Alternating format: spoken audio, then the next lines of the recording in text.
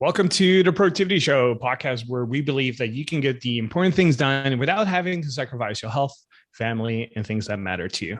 My name is Tan. I'm the CEO and founder of Asian Efficiency, where we help people become more productive at work and in life. And today I'm joined by two special co-hosts. I have the honor of having Brooks on and Marmel on. Brooks is the COO of Asian Efficiency, and Marmel is the Scrum Master of Asian Efficiency. How are both of you doing today? I'm really good. Happy 400. How about you, Marmel? How's it going?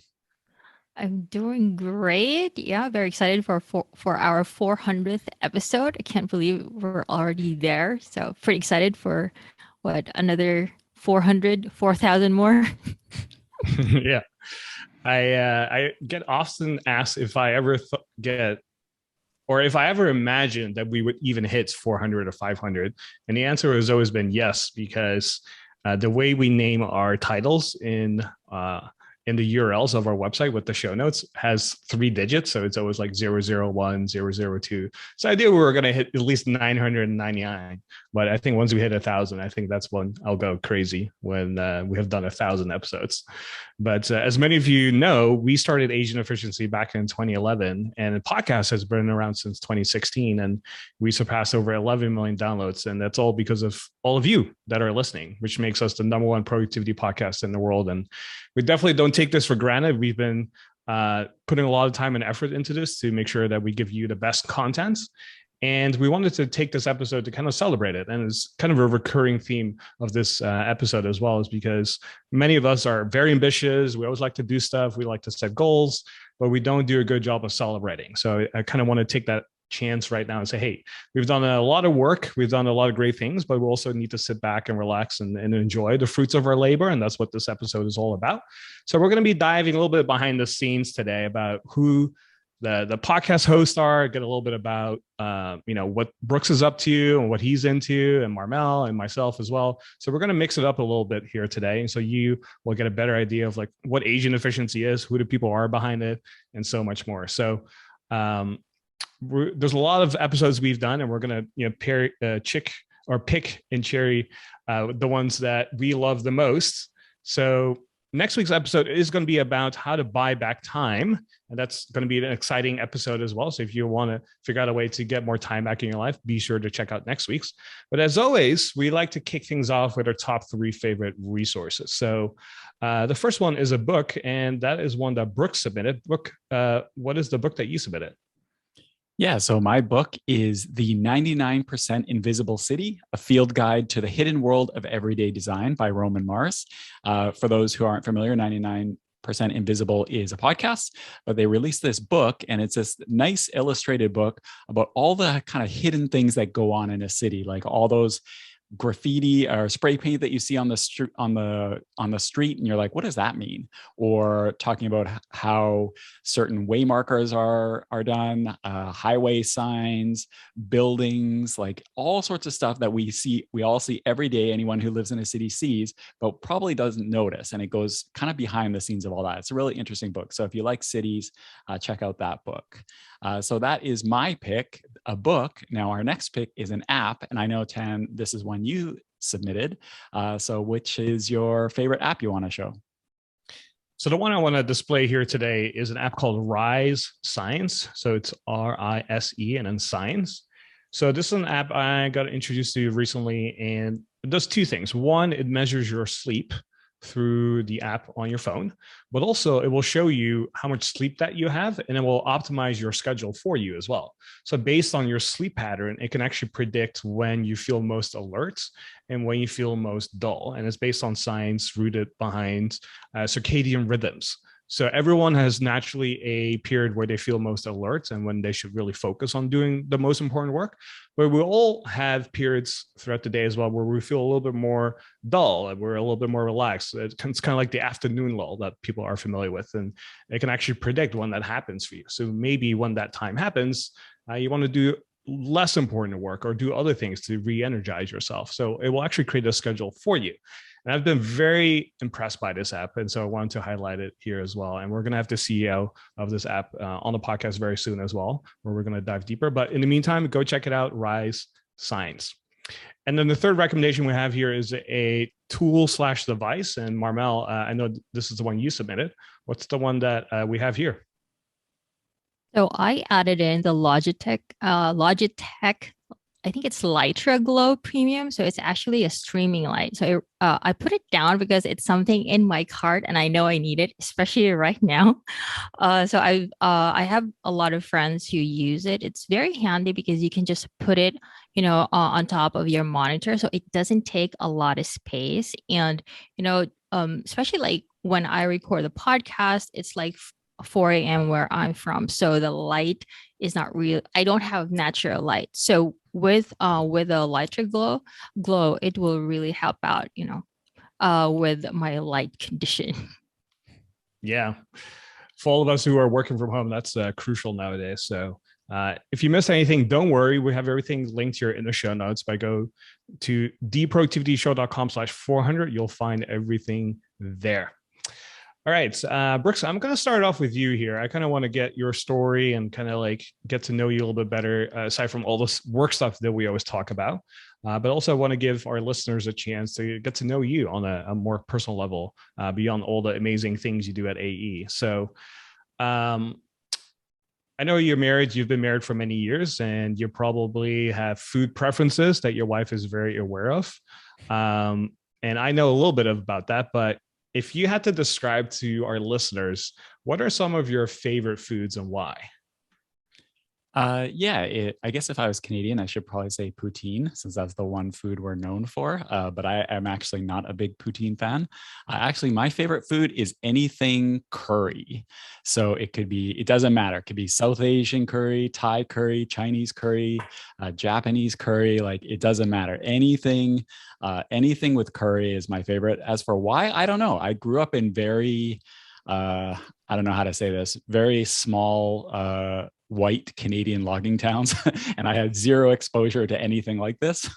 But once I moved to Vancouver and was just surrounded by a lot of Asian food, I kind of got introduced to that area. And now my wife and I both love anything curry related. It's like our go-to on Friday night if the kids are out with their friends and we want to order something. There's a South Indian place we go to, and we just love our curry. So that's probably my favorite if I had to pick anything. I actually don't know this about you, Marmel, but I think you went plant-based for the most part, right? So are you still eating curry at all or no? Yes, I still eat curry, and I love curry too. I grew up around a lot of Indonesian people, and curry was always like a big thing in the cuisine, and also obviously in Indian culture, there's a lot of curry as well. But I actually didn't know about this. Does it have to be spicy or non-spicy?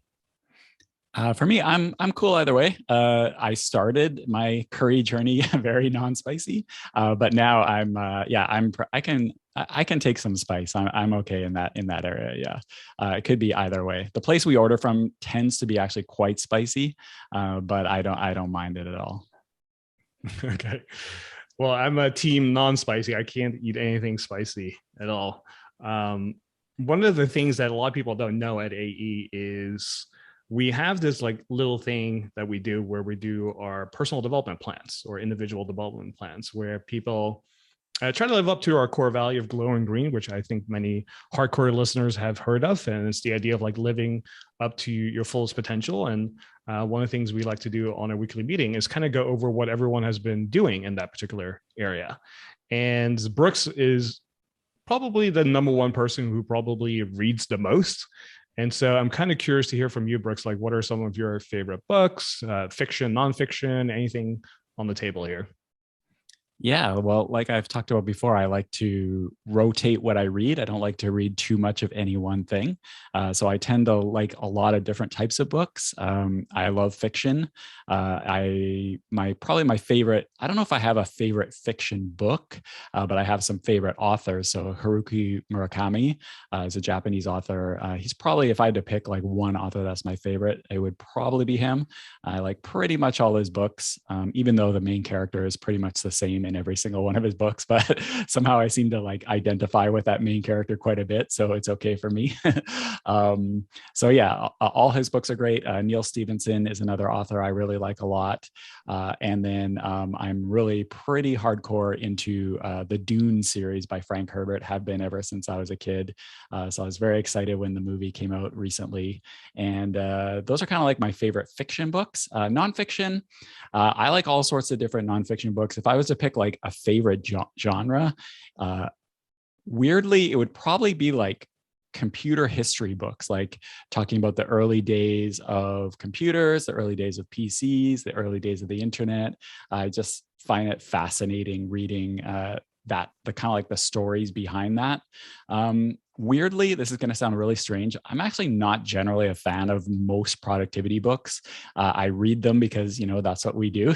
So I read a lot of them and, you know, take what I can out of them and take notes and stuff like that. But I find in general, most productivity books, there's some exceptions, but most productivity books are often like a blog post or two that have been stretched, like a good idea that they've had to stretch to make a book. So I'm generally not a big productivity book fan. Maybe Atomic Habits would be one that I think was good, pretty much good cover to cover. But even the Bible, Getting Things Done by David Allen, I think has a little bit of repetition and padding in my personal opinion.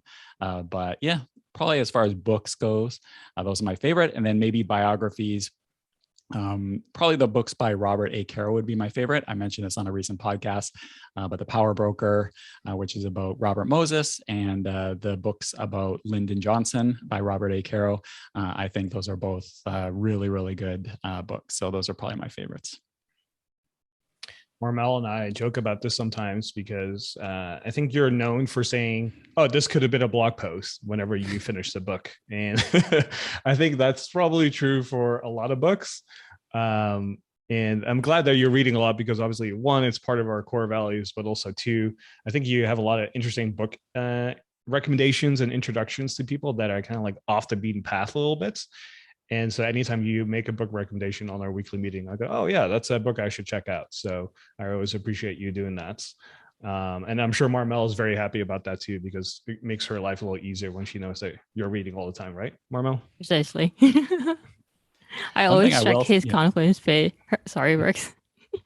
I was just going to say, one thing I will say is the book I'm reading right now is called How to Stop Worrying and Start Living by Dale Carnegie. And I'm actually reading that on Tan's recommendation. So it's not just me with the book's recommendation. I started reading that one. I'm about 20% of the way through, but I'm liking it so far.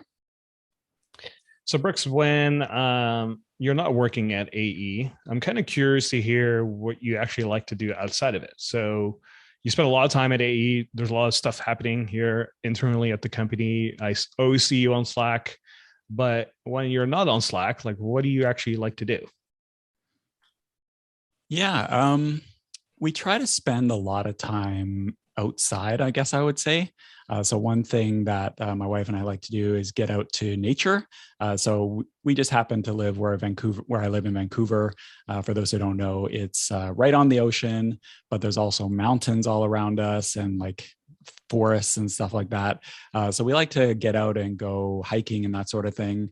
It's actually in a couple of months, it's going to be my wife and my 20th anniversary and wedding anniversary. And instead of doing what we might normally do, which is like go to on a trip or something like that, we're going to go on a big hiking trip. So we're going to spend 7 days hiking through the west coast of Vancouver Island, which is about a 90-minute ferry ride from here. And it's all like going up and down ladders, sleeping on beaches, going through mud and stuff like that. So we're going to spend a week trying not to get eaten by bears and cougars and wolves. But we're actually dragging my teenage kids with us, which they're not really into that stuff. So we'll see how that goes. But that's going to be our big fun family adventure. So yeah, that's kind of like, I guess if I was to pick one thing. Other than that, I just like going around to different areas of Vancouver, going to different restaurants and stuff like that, and just just living the Vancouver city life.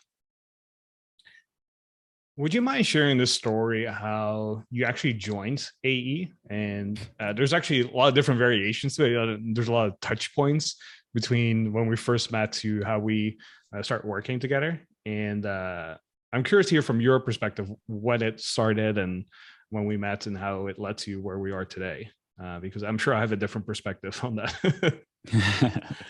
Yeah. So I guess like as far as my online life goes, probably many people knew me from a website called Document Snap, which does still exist. It's kind of on hold right now, but that was when I left my corporate job, that's what I started doing. And it's basically a website helping people go paperless. And it kind of started as a hobby, but got more and more popular. And I became, somewhat well known for that. And there was this other productivity website that was posting these great articles about text expander and Evernote and all that sort of stuff called Agent Efficiency. So I started following your guys' stuff. You guys started following my stuff. Sometimes we'd link back and forth to each other. And then what I used to do is go to a lot of conferences and events. And it just so happened that Tan and I would tend to often be at the same place at the same time. So kind of got to meet Tan and other people from AE. And so we kind of like connected. And then one time you floated the idea of this was I'm going to say San Diego, maybe. We were both there at a conference and floated the idea of maybe joining Agent Efficiency. At the time, I was like, I don't know. I'm pretty happy doing my own thing.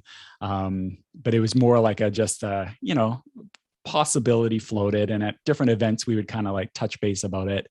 And then I decided that you know what, I actually do miss having like colleagues and people I work with.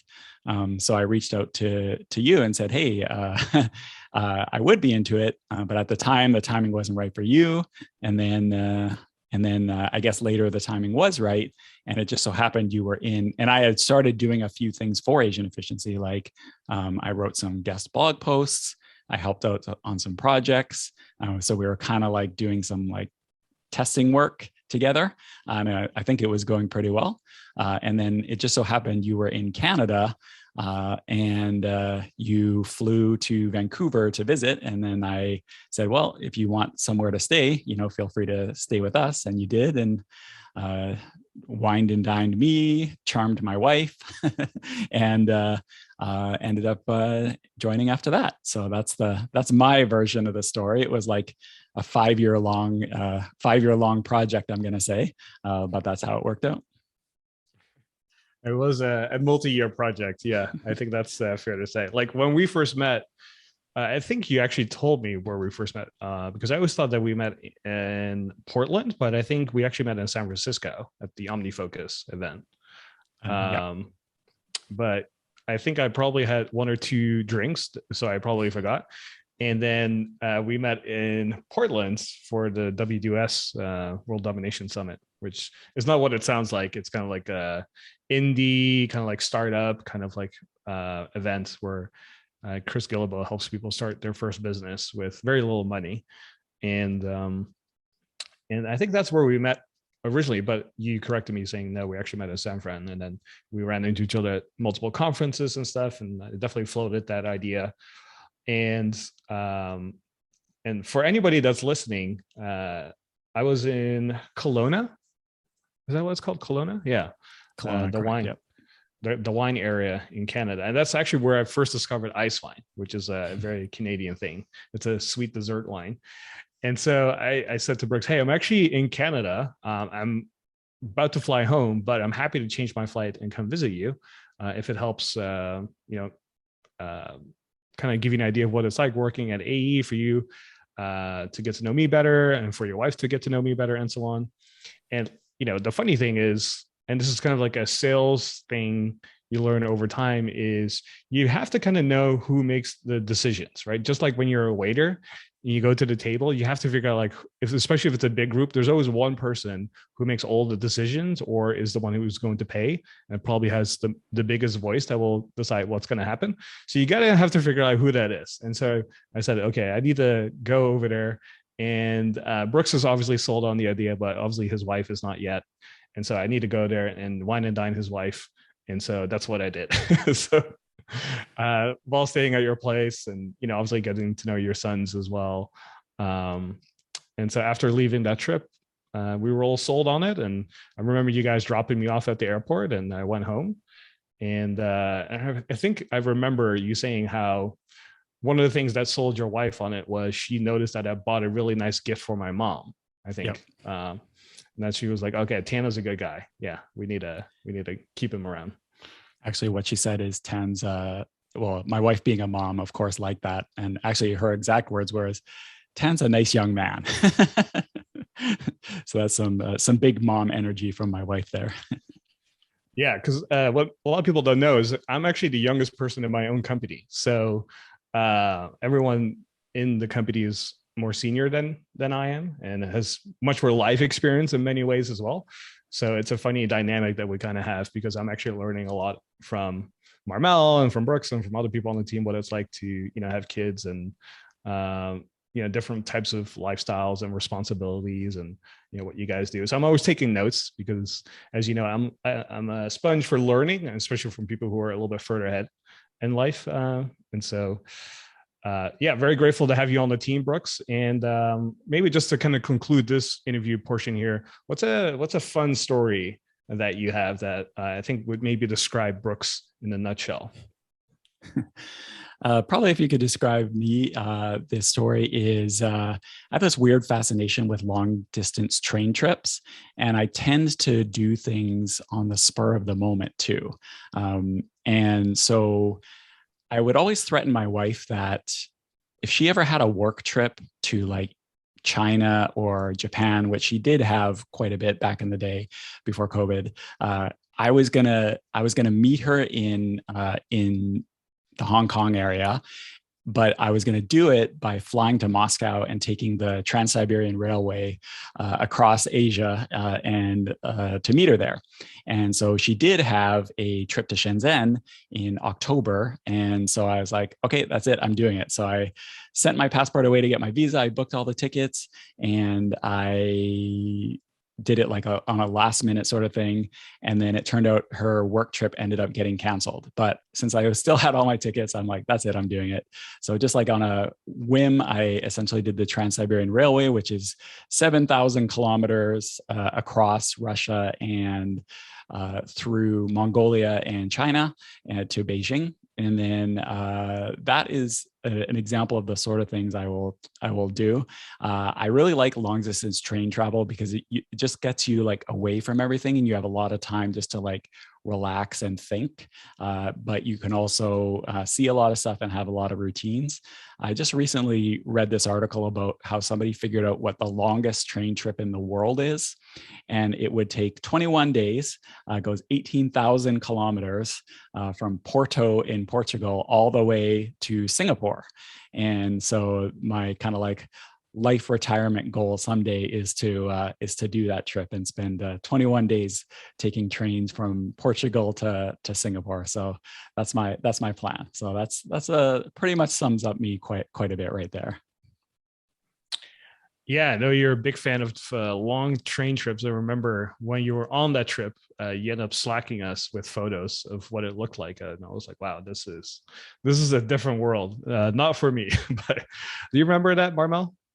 Yeah, I remembered when I think someone shared their food with you, Brooks. I remember that picture that you showed us in Slack. Oh yeah, it was these two sisters from Mongolia, and they were sharing their like yak cheese and goat something, which I don't even want to know. And they were being really nice and sharing with me. So yeah, it's cool the sorts of things that happen on these train trips. Marmel, is there anything you want to add in terms of what you know about Brooks, what you've learned about him from working with him and just knowing this fellow over the years? What Brooks doesn't know is that Mary and I would call him Daddy Brooks. Nope, did not know that. Definitely did not Like know that. because like when we need help with something, like Brooks is always there. Like when we talk about automation or when we're talking about campaigns, our go-to person is always is Brooks, right? So that's why we call him. Is Daddy Brooks online now? But Mary and Good I to, would Slack. good to know. Good to know. All right, before I move over to you, Marmel, Brooks, what is your favorite episode we've ever done? Yeah, I don't know about my favorite, but The episode that comes initially to mind is back in episode 256. So the productivityshow.com/256. And it's called How to Be Productive Through Illness and Recovery. And so what I did is I interviewed two professional organizers that I know, James Lott Jr. and Jennifer Lava. And one thing I knew about them both is they both have chronic illnesses that at times can make it really, really difficult to work and be productive, yet somehow they're both able to, based on whatever definition they have. And this is a question we get a lot is on the podcast and at AE is, I have chronic illness or low energy or all that sort of stuff. Like, how can I be productive? And it's really hard to make that reframe in that mindset of how to handle that, not being able to do the things you feel like you should or want to be able to do. And so I really enjoyed that episode, and I got a lot of value from it, and I've had a lot of good feedback about it as well. So if you're somebody who does suffer, for lack of a better word, through that, check that episode out, How to Be Productive Through Illness and Recovery, episode 256. Yeah, you can check it out by also going to theproductivityshow.com/256. So anytime we mention the episode number, just add in the number at the end of theproductivityshow.com and you'll be able to find it there as well. Brooks, I really appreciate you sharing all that stuff. There's actually a lot of stuff I didn't know. So it's always fun to hear that from you. And even though we talk about stuff every day, there's always fun topics to talk about outside of work as well. And I'm glad other listeners can learn about you from that perspective.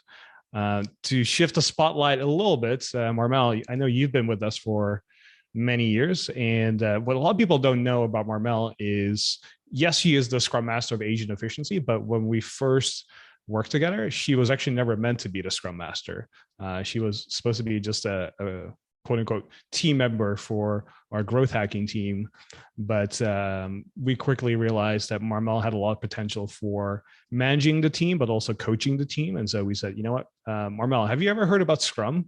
And she said, no. And I said, okay, I'm going to send you to a Scrum event or a training. And then you let me know if this is actually something that's up your alley.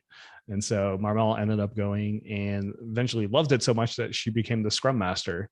I'm kind of curious to hear from your perspective, Marmel, how that came about. Because I remember when you applied, you actually never wanted to become a Scrum Master, right?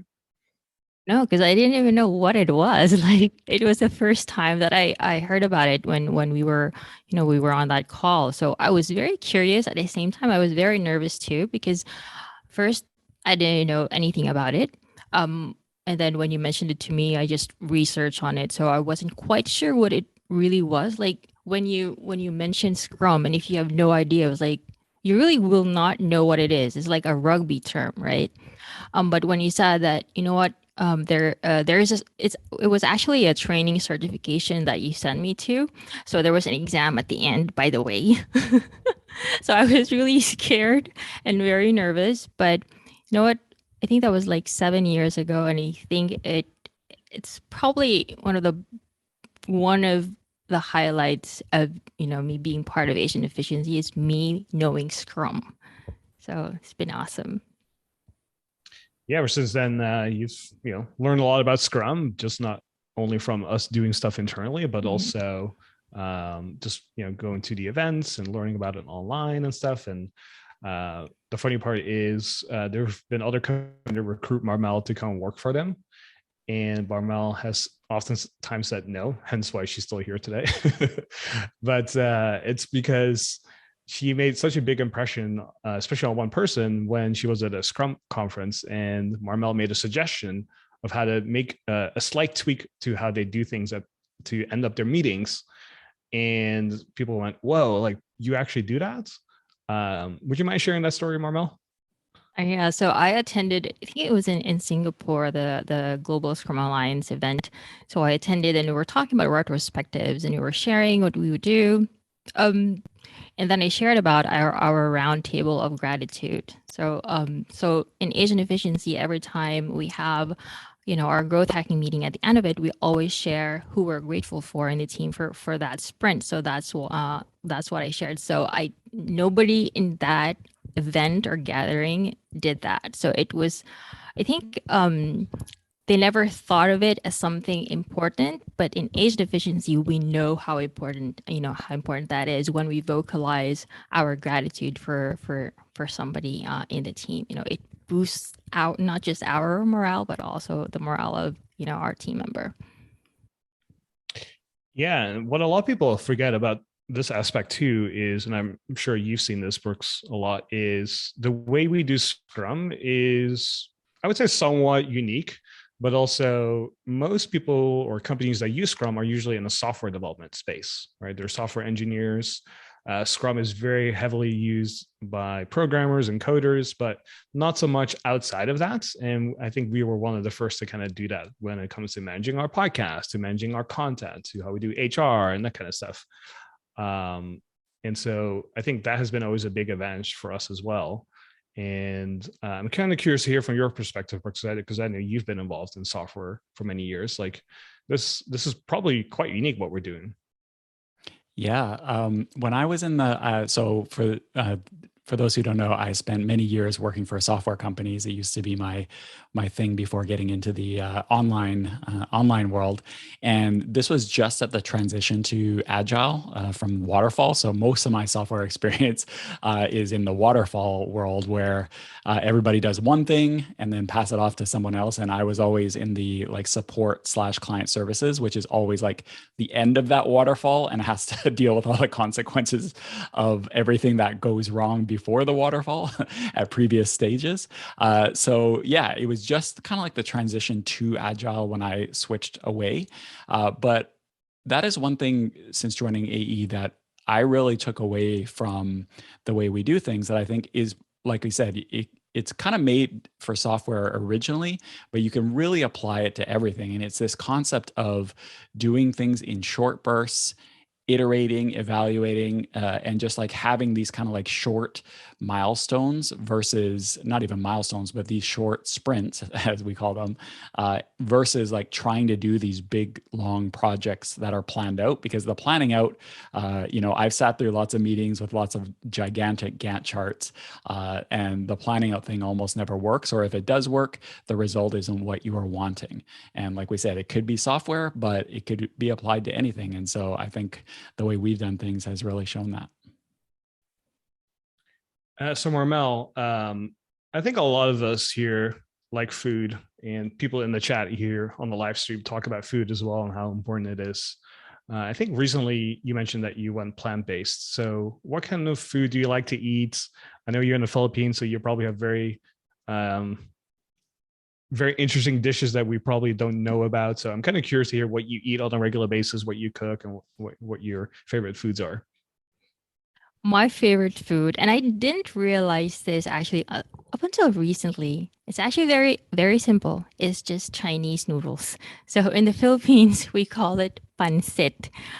So in every birthday or celebration, we always have noodles for long life. And then I realized, like just a few years ago, that every time there's pancit, there's noodles, I will always eat that. Even if I'm doing OMAD like one meal a day, or I'm doing like fasting, if there's pancit, no more fasting. I am going to eat that pancit. So it doesn't matter to me how it's cooked or what type of noodles, as long as it's pancit, then I'm a very happy person.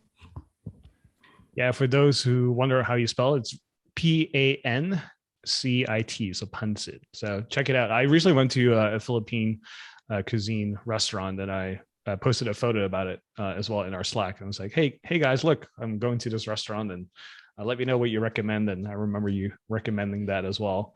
I don't recall if I actually had it that particular evening, but it's on my list to check out next time when I go back. So Marmel, aside from the foods, I know, as you know, someone on the team who champions personal growth and glowing green, what are some books that you recommend to people?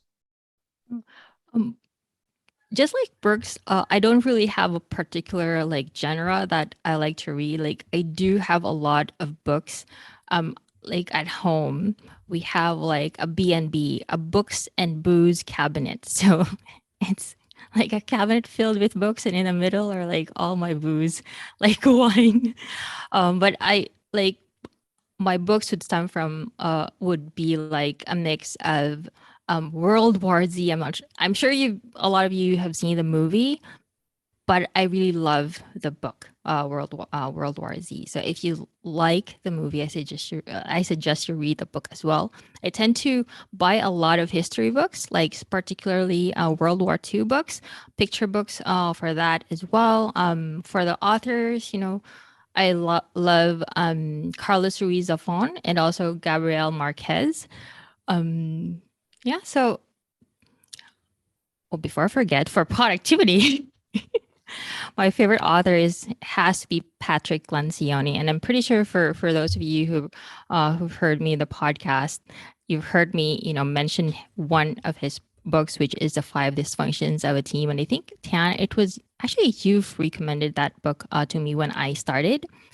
So from that moment on, every time we have a new member in the team, we ask that team member to read the Five Dysfunctions of a Team. And then last week, I just read another book of Patrick Lencioni, which is like the three essential virtues of the ideal team player, which I also love. So if you already read the Five Dysfunctions of a Team, I suggest you read the three essential virtues of an ideal team player as well. It's written just like the Five Dysfunctions of a Team we're in. It's a fable, so you will not get bored.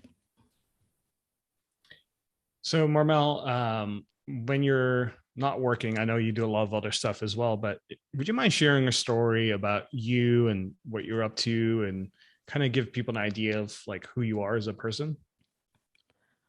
Uh, Pretty sure everybody in the team knows that I love dogs.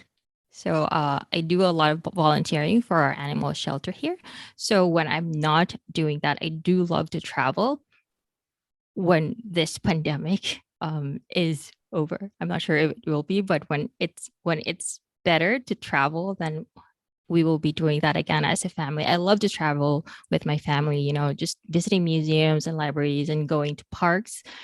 Uh, trying new food, not just pancit, but trying new food. I do tend to like experiment when it comes to food, except I have a hard line when it comes to bugs. I cannot, like, we went to Cambodia a few years ago. I just could not make myself eat bugs. So I guess that's my hard no when it comes to experimenting with food. Tan, I can see your face. Have you eaten the bugs in Cambodia? I've been to Cambodia one time, but that was because I lived in Thailand for about a year or so. And the way the visa situation works there is like if you want to renew your 90-day visa, your visitor visa, you have to leave the country and come back in. So what I would do is I would hop on a bus from Bangkok and then go to Cambodia, and you let you go through like a little gate and then return. Mhm. And that's the only extent I've been to Cambodia. So I can't really say that I've seen the bugs. Yeah, so if I'm not traveling, like right now I'm actually in a resort hotel because a friend of mine, he has like a software development team and he wanted me to introduce Scrum to them. So that's what I've been doing. So he's paid for the entire team to be in a resort, and then like earlier today, I was observing them doing their daily huddle, and I had to keep reminding myself that I am an observer. I should keep my mouth shut and give feedback after. So I've been doing that quite a lot. Not like a formal project, but just helping people I know, usually my friends who have small teams or small companies, just starting their own Scrum team. And also, they're like, for some of my like family members who are building like new startups, mostly BPOs. Especially now, with the pandemic we're in, a lot of people would want to work from home. So I've been helping them set up their small BPOs as well. So it's been rewarding, really, especially when it comes to Scrum. When I notice the difference that they experience in the team. Like if a project before would take like 6 months to do, then after I introduce Scrum to them and how sprints would work, they can finish the project in half the time. So it's been really fun. And I get free coffee, which is awesome. Also, yeah, I think having someone like you teach them how to use Scrum and get feedback, I think is invaluable. So I hope they compensate you or reward you in appropriate ways. However, one final question I have is, if there's one episode of the 400 we've done so far, which one would you recommend? I will recommend TPS343, which is want to do basically the title is want to do a productivity reset. Here's what you would do. So this is actually an episode where the three of us were in it as well. So Yutan, Brooks, and myself. So what I loved about this episode is we shared productivity stuff we wish we could have implemented sooner. So I think you talked about self-management and also self-awareness. And for Brooks, it was more on accountability. For me, it was, a lot of stuff like reading more blogs and assessing where I currently am. So I think if you're someone, whether you're new to productivity or, you hit the productivity slump, I suggest you listen to that episode. So that's TPS 343. Awesome. Yeah, we'll have links to that all. Yeah, I guess maybe I'll close out the episode here and say goodbye. Or should I share something about myself? I like how Tan's like, see you next productive Monday. All right. No. It's my turn to put you on the hot seat, Tan.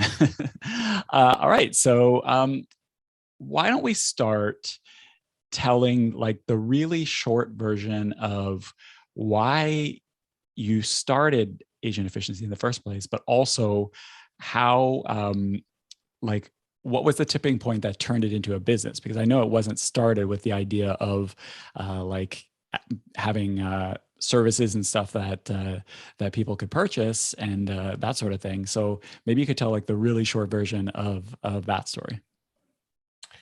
Yeah. So this is back in 2010. I lived in Los Angeles at the time, and I left the US to travel the world.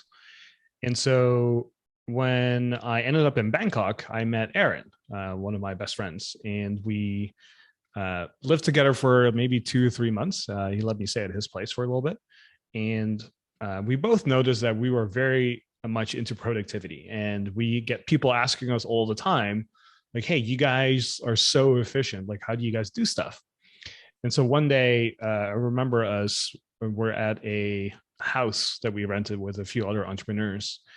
And I remember him and I were up early and we were doing stuff and working on stuff. And the other people were still asleep from the night before because we went out.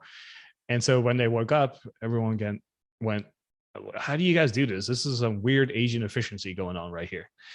And so we ended up registering the domain name just for fun. And, like anyone who has an online business, you probably have like way too many domain names, more than you actually will ever use. So we just registered it for fun. And back then we said, hey, you know what? We actually do get a lot of questions about how we do stuff. So what if we start a blog and we just call it, funny enough, Asian Efficiency, and just share every single week what we're doing and what we've learned and how we do things. And instead of emailing people, we just send them a link and then make it really easy for everyone to kind of consume the way we do stuff. So we did that every single week, and we wrote a blog post every single week. And about a year in, we started to get picked up by a lot of different publications like the New York Times, and Lifehacker was a big publication back then, and all the major websites. So we started to get a lot of people asking us, hey, I would love to hire you. Do you have any programs? Do you have any online courses? And I went, no, like we don't do anything like that. This is just a passion project. It was never meant to be a business. Like, this is just for fun. But we kept getting those emails over and over and over again. And at one point I thought, maybe we should turn this into a business, something we're very passionate about, something we're very good at. And people want more of this stuff, and it seems to be very important. And that's how it turned out to be a business. And the first product we ever introduced was a complete failure. Nobody bought it really. And so we kind of had to learn, okay, maybe this is not a good business. So we started learning from our mistakes and failures. And then the second product that we introduced was OmniFocus Premium Posts. And that was kind of like the one that really resonated with everyone that followed us. And that allowed us to quit our jobs, do this full time. And then from there, it just became a bigger business every year into where it is today, 11 years later. Yeah. All right. Yes, I was a proud customer of OmniFocus Premium Post. It actually helped me a lot. So kudos to you. Thanks to I still pretty much do things the same way as I learned back when I bought OmniFocus Premium Post. So thank you for that. All right. So before COVID, I used to go to Austin, a couple times a year. And one thing I've noticed about Austin is I don't think I've ever had a not great meal. Like even the food at the airport, usually airport food is a disaster, but somehow in the Austin airport, even the food there is amazing. So we've talked about my favorite foods, Marmel's favorite foods. How about you? What are your kind of like favorite types or what food do you really like? Yeah, Austin is a great foodie city. And funny enough, I actually never called myself a foodie. I really don't call myself a foodie today, even. However, if you look at my behavior, I act like a foodie in many ways. Like I don't write Yelp reviews or anything like that or go into detail, but I will travel all over the world to experience great foods. So if I had to summarize my favorite cuisines, I would say Japanese is up there. Italian is up there. So I'm sure Giacomo is very happy to hear that. And Vietnamese. Growing up, obviously, my parents cooked that a lot. And as I moved to the States and lived in Asia and discovered more about Vietnamese cuisine, I actually discovered that I actually really like it more than what my parents ever made for me. And so I would say those are my top three. Being in Austin, I would say the Asian food scene, if you may call it so, is not as great compared to, say, Houston or LA, or I'm sure Vancouver is even much better because there's a lot of Asian people there. Whereas Austin doesn't quite have that yet, but ever since I moved here in 2014, it's gotten better every year. So it makes me a little happier. Actually, for Asian food, I go to other cities and that's the first thing I always eat. So those are my favorite things to eat. All right. Yeah. Yeah, that's true. I've never had Asian food in Austin and I've never really seen it around too much. So I guess that makes sense. All right. So one thing I noticed, definitely noticed the first time I ever went to your place, is there are stacks, and maybe I don't know if this is still the case, but there was at one point stacks of books everywhere. And I knew that about you, that you are definitely a big reader as well. So same question that you've asked us. So what are some books you like or authors you like or the type of things you like to read? Yeah, people always assume that I'm super organized. When it comes to my physical space, Brooks can testify that it's definitely been a mess many times he's been here. So when the stack of books, you could even sometimes see it on the Zoom meeting. So I was smart enough to say, hey, I'm going to hire an interior designer because I'm just not the person who's going to solve this problem. This interior designer is going to solve the problem. So one thing I've learned from reading a lot of business books, and some of my favorites are by Keith Cunningham. He has like several books. One is called The Road Less Stupid.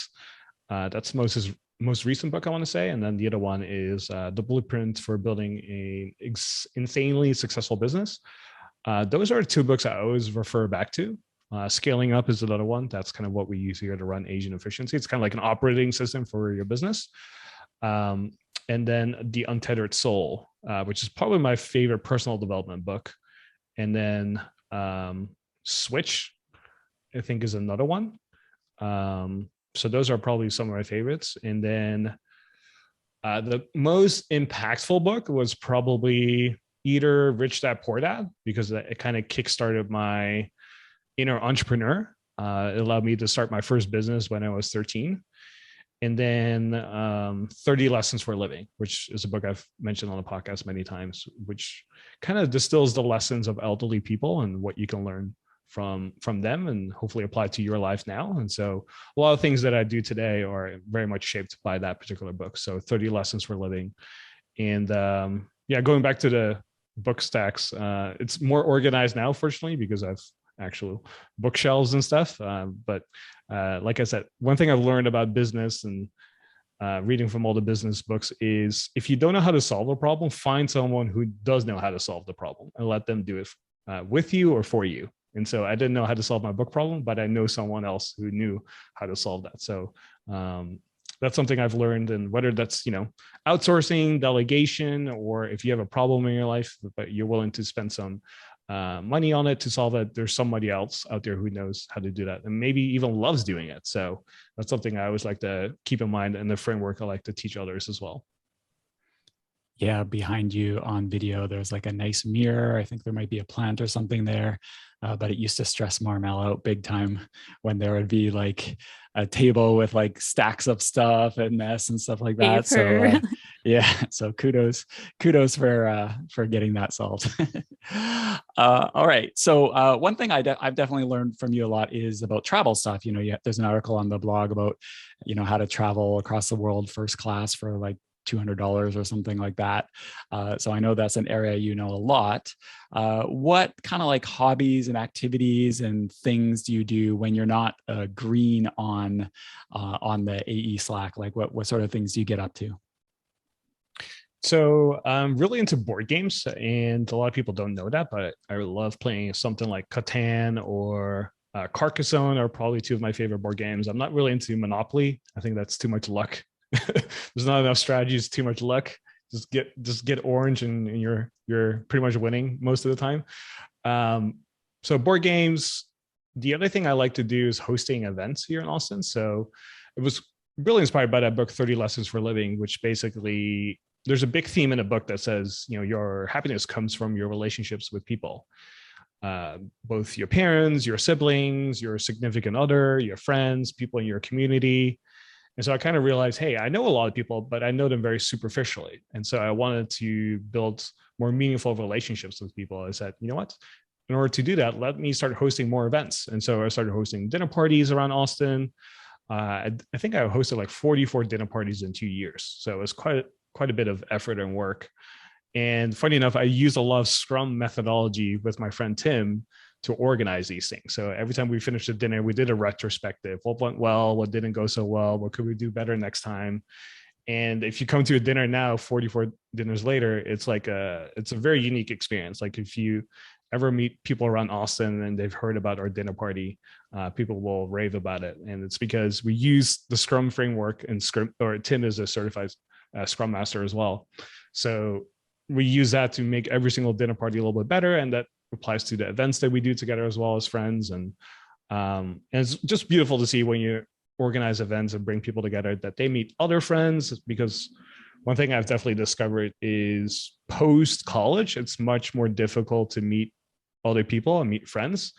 And now combined with most people working from home, it's very difficult to meet friends even more so, because usually friends come from the places you work at or a church that you go to, an organization that you're part of. But as we're moving more remote and people move towards the countryside, that becomes actually more challenging. And so I said, how do I make that easier for myself, but also for others? Well, when you host events, you can kind of curate that and make that happen for people. And so I want to make it really easy for friends to meet other friends. And, when connections are being built, there's so much stuff that happens out of that. That I could never predict or foresee. So that's something I'm very passionate about outside of AE. All right. Yeah, I've definitely, seeing some of the pictures and stuff from your events, it's definitely leveled up since the early days. That's for sure. All right, let's wrap it up with maybe like just something that'll a story or something that'll help people get to know you. And then also same question that you've asked us, like what is one productivity show episode that you want to highlight or recommend from our last 400 episodes? Yeah, I'll start with the episode. I think the most underrated episode is probably 143. So the CEO's Secret to Productivity, which is an executive assistant. That episode I did with one of my best friend, Charles, and we talked about how we utilize our executive assistant to free time and be more productive. And it gets very specific and very detailed and very personal. And it's, I wouldn't say controversial, but it's definitely a mind-bending episode in the sense that, we get very raw and real of how we utilize our executive assistants. And I know that this is not for everyone. But if you are in that position, I think this is such a game changer that I would recommend you check it out. So again, 143, you can go to theproductivityshow.com/143 and check it out. As far as like a story, you mentioned that I love travel. So I would probably consider myself like an expert level traveler. Not to my own horn, but I've probably taken hundreds of trips over my lifetime. And one of my most recent favorite trips was in a span of 7 days. I went from Austin to Paris to Manchester to Toronto and then back to Austin in 7 days. So it went from North America to France to the UK to Canada to back to the United States in 7 days. So that was a lot of flying. This is also in the middle of like, when people still have to take COVID tests and everything. And so as soon as I landed in Paris to watch Messi play, which is one of my favorite soccer players or football players in the world, I specifically went to Paris to watch him play. And it was like a Champions League game, which is like one of the biggest leagues in the world for football players. So they played a game and they happened to win the game as well. And I saw them score and everything. It was the first goal that Messi ever scored for the Paris team, PSG. And so as soon as I landed, I had to take a test because the 48 hours later, I was going to be in the UK. And so it was like a logistical chess piece of like, okay, I need to land, take a test, go watch the game, fly out the next day. As soon as I landed in Manchester, I had to take a test as soon as I landed. So I would be okay to fly to Toronto. And it was just like a chess piece that all worked out in the end. I had no hiccups thanks to hours of planning that led up to it. And the reason this whole trip happened was because I wanted to see Messi play and then Ronaldo play, who plays for Manchester United. And as you can tell, I'm a big football fan. So I saw Messi play on Tuesday, saw Ronaldo play on Wednesday in Manchester, and then I flew the next day to Toronto and saw the Blue Jays play in the playoffs. And then I had dinner there at a fine dining place that I booked like 2 months earlier. So originally I was only supposed to go to Toronto to fine dine at this particular restaurant, which is very difficult to get into. It's called Alo, A-L-O. So if you're ever in Toronto, Brooks, I highly recommend you check it out for your wife, maybe as an anniversary or something. But yeah, so I made this whole world tour in 7 days. And by the time I came home, I was like toasted and just wanted to sleep. But it's a trip I will always remember.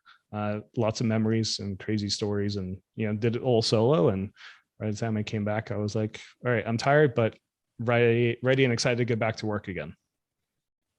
Yeah, I literally could not believe you did that trip during COVID and all the logistics. The fact that it worked out is quite amazing. My team hasn't been in the Champions League for quite so many years, so I'm not really familiar with that competition. But anyway, all right, so let's wrap it up. We always like to wrap these episodes up with action items and stuff like that. Is that the case this time, Tan? How do you recommend people wrap this one up? Yeah, usually we like to end things with an action item. However, for this time, I'm going to recommend that, first of all, you go out, enjoy your life. There's no action items this time. And I just want to thank you for being a listener of the Productivity Show and TPS Plus listeners as well. And we've made it to 400. It's a major milestone. We want to celebrate it here today. And I just want to say thank you for listening and being a listener with us. And I hope to see you back next week when we're going to be talking about how to buy back time. So this is something I'm very passionate about as well. How do we utilize money and resources to buy back time? So be sure to check back next week. And if you want to have links to everything that we talked about today, just go to the show notes. It's at theproductivityshow.com/400. Thanks again for being here. Thanks again, Brooks. Thanks again, Marmel, for being here with us as well. And we'll see you next Productive Monday.